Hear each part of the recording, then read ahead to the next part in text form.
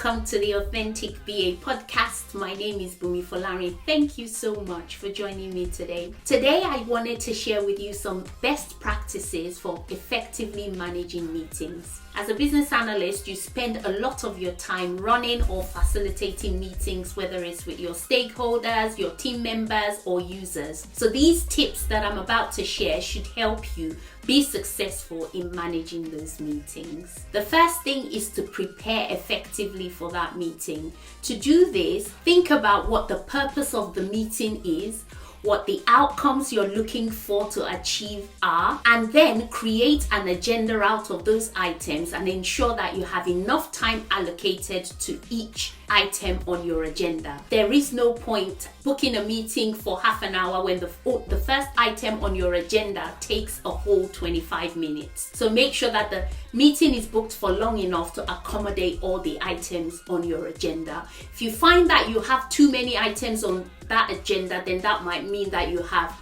a subsequent meeting after that. Next thing to think about is decisions or decision making. Who's going to be required to make decisions in that meeting? Have you spoken to them about it? The last thing you want to do is to spring that role upon someone within that meeting. So make sure that you think about the decisions that need to be made, who needs to make those decisions, and make sure that you've informed them before the meeting. The last thing to think about when you're planning for a meeting or preparing for a meeting is roles. So in a meeting, somebody has to facilitate, for example. It's good practice to take notes, and surely you want to keep time.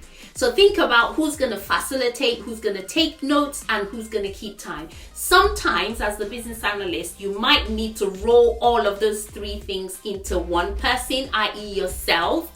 But in larger meetings like workshops or longer meetings, you might want to split that role out to different people and make sure that you inform them as well that you would need them to do those things. So the next thing is actually conducting the meeting itself. When you get into the meeting, make sure to recap what the purpose of the meeting is, what the outcomes we're looking for are, and then just briefly go over what the agenda is. Sometimes you might want to set out some ground rules or rules of engagement, for example, but generally there's always a way that people run meetings in different organizations. If there isn't, just a note to say how we're going to do or how we're going to run the meeting will go a long way to making sure that everyone stays on track. So as the meeting organizer or as the facilitator, make sure that you ensure people behave in a way that facilitates the outcomes we're looking for. So what do I mean by this? You want to make sure that people are listening when they should be listening. For example, people are not jumping over other people to speak. Make sure that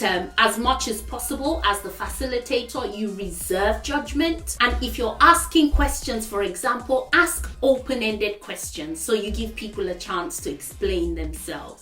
If you find that a discussion point or an agenda point is going too long, that might be the time to stop and maybe regroup or suggest that some of that discussion is taken offline or into an offshoot meeting, for example. Next thing you want to do is make sure that the actions out of that meeting is clearly captured, and this responsibility is with whoever is making the notes. So you might, if you're not the person, you might want to get them to recap on the actions that they've taken at the end of the meeting. And don't forget to allocate a who, a what, and a when to the actions. There's no point in writing a bunch of actions from a meeting when you haven't said who's going to be doing those actions and by what time they have to report back on those actions. And make sure that you confirm and agree it with them in the meeting, because when you take those requests out of the meeting, you might not get the outcomes that you need. So make sure that that is done within the meeting. After the meeting has completed, make sure that you follow up on the meeting. So this includes sending out the notes that have been captured to remind people of the actions that have been captured and who has said they're going to be doing what or who needs to be doing what by when. Make sure that any documentation that you have promised as a result of the meeting is shared with the team or the people who have attended, And also, if there are any questions that have come out of the meeting, make sure you respond in a follow-up item to the meeting. I hope you found these tips useful. If you have any other tips, please share them in the comment section, and don't forget to like, share and subscribe to the channel. Thank you for listening.